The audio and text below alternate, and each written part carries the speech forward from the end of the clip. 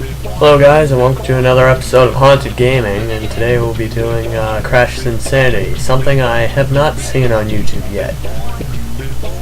And so here we go. He had just gotten a new PS2, even though it's a really old game system.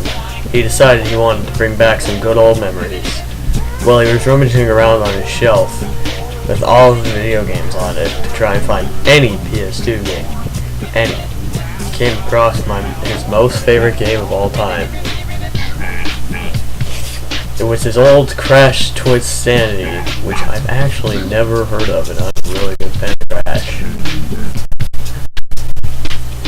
It's an old Crash Bandicoot game where his archenemy Dr. Cortex had to team up and fight two alien bird-like twins. Wow, actually never mind, I think I remember that. Couldn't wait to slap it into his PS2. He ignored all the scratches and claw-like marks on the back and front. When he put it in the PlayStation, the game started up with the same title screen, except for the background being blue. It was just white. He thought it was just those scratches, so he moved on. When the loading screen popped up, the one where Crash and Cortex are doing some silly thing, all he saw was just Crash looking at the floor. The only light in the room was just a dim spotlight pointed at Crash. Before he got to the title screen, there's always an animation of frozen Cortex and Uka Uka, Cortex's evil flying mask. But it didn't show that. It just skipped right to the title screen. When he went to the load game, there was no save files. He remembered happening when that had gotten 100% completed though. He clicked on New Game instead and started on the first level. But when he started, it was kind of different. Crash moved a tiny bit slower than usual. Every few seconds he would twitch violently, and the music always played backwards and real slow. And when he paused, it didn't show the level name, it only showed the very happy, so happy it was creepy, Crash. He had this deranged smile on his face. I'm guessing something like Sonic from Sonic.exe. and was staring right at him. He kept playing the game despite some technical glitches in the game.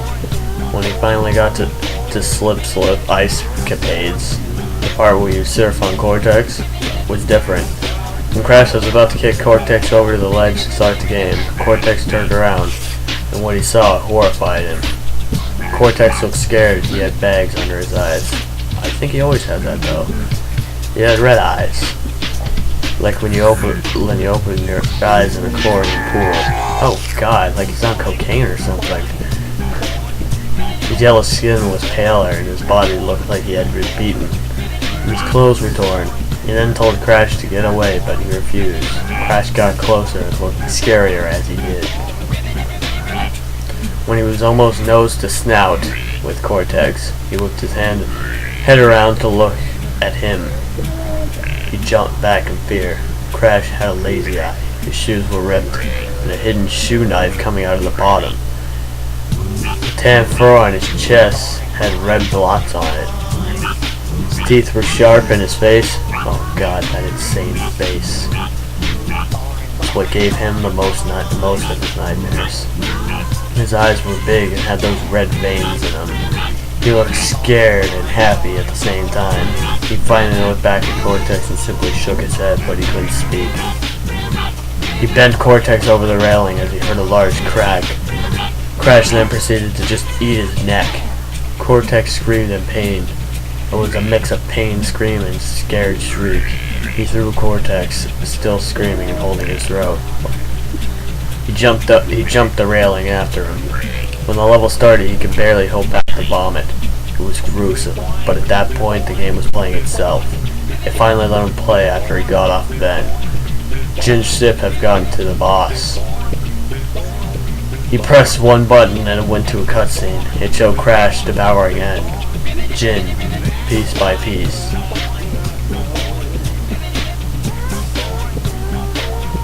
Crap, blanked. Then throwing the metal part of her head out. When he got to the part with the walrus chef, he looked terrified. Crash just jumped down and threw Cortex and what was left of Engine. keep reading it wrong for some reason. I just read it as N, engine, because there's a period after it. He threw what was left of engine in the chef's cauldron. Crash just strolled out of the room slowly, like Hate's gonna hate. Then another cutscene appeared. It was the Crash in a dim spotlight. Wow, he refers to him as the Crash now. Still looking at the floor, the screen started to show static and it got even more blurred. Finally it went black. The next thing that happened shocked him. The spotlight had shown again and Crash was hanging with a chair that had fallen on the floor. The light started to fade and he heard Crash laugh demonically.